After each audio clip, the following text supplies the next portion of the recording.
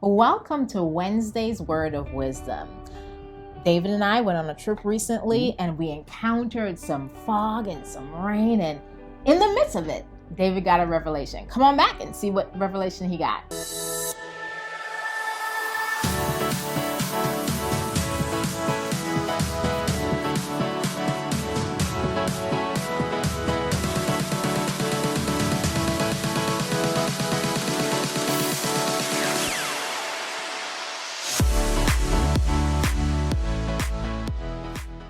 And we're back. So yes, we traveled recently to Pittsburgh, and we were driving through the mountains of West Virginia to come home, and we encountered some heavy fog, some dense fog, some you can barely see your hand in front of you fog if we were outside of the vehicle. And the Lord gave you a revelation. What was it? Yeah, and it's often those times like you have to slow down in order to see, because you get too fast, most of the time other cars don't have their lights on, right? So you can't see too far in front of you. So it's like those times that God puts in us. There's a book I'm reading again. I read it a couple years ago by Pastor Kyle Idleman. The book is named Aha. The story's out of the prodigal son. But he has a saying in here. It says, God often uses desperate moments to wake us up. My God. Only when things start to fall apart do we finally open our eyes. And in that moment, driving, I grew up near the mountains, so I drove in it before, but, it got me thinking. I'm like, okay, I've had to slow down. And then there's something that happens in our lives. I'm not going to spare you the details, but there's something that happened in our lives where it's like, it got to the point of us being desperate, especially me. And it's like that thing right there. It says, only when things start to fall apart, we finally open our eyes. And God uses those times when we slow down.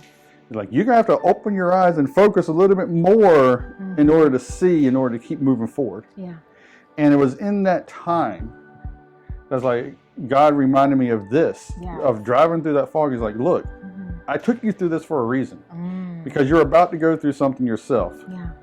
And there's something that a lot of us do. We know stuff is going on. We know that things are going on around us, but we minimize it. Men, we're especially famous for this. We hear people say stuff, it's like, okay, whatever. But minimization is acknowledging the reality of the situation and even owning responsibility for it, but denying its seriousness. Wow. We can get to that point in our spiritual lives, and a lot of us have done that. It's like God's knocking on the door, and then all of a sudden it's like, wow, what happened? And he uses those times of that fog to slow us down.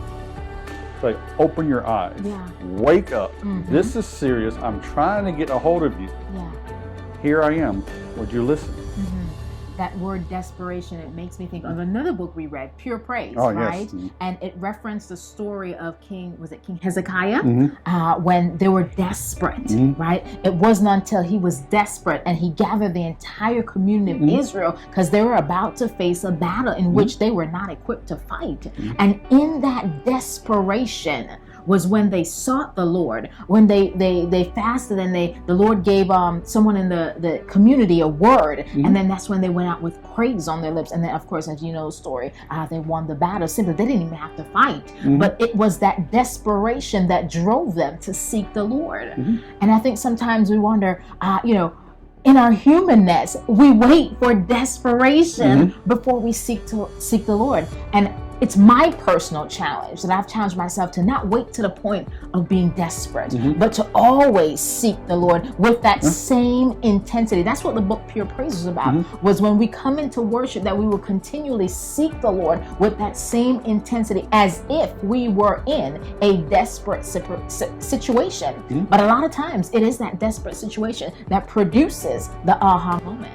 Yeah, and we just celebrated Father's Day, and men, we can be passive. We like to have our comfort time, but it's in the times of desperation that is when it pushes us forward to fight. Let me read you something that this hit me as well when I read this in the book. It says, men, when will you put down the remote control, choose God, and stand up for your family? Put down the cell phone, pick up a sword, which is the Bible, and fight for your marriage. And this is me, put down the PlayStation controller, And some of you, this is you, put down the 9-iron, put down the iPad and fight for something. It may even be time to put down this book or whatever is right in front of you. Maybe you've heard enough. Stop reading, watching us, stop talking to each other and playing around. It is time for action. It's time for us to see the desperation in the world today. The world is desperately watching to see true Christianity lived out in us. And it's time for us to see that and take action in that desperation. Absolutely. All right, well, that is our challenge to you.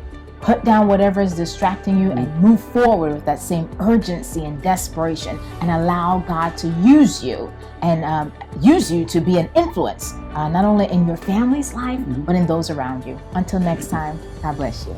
Goodbye.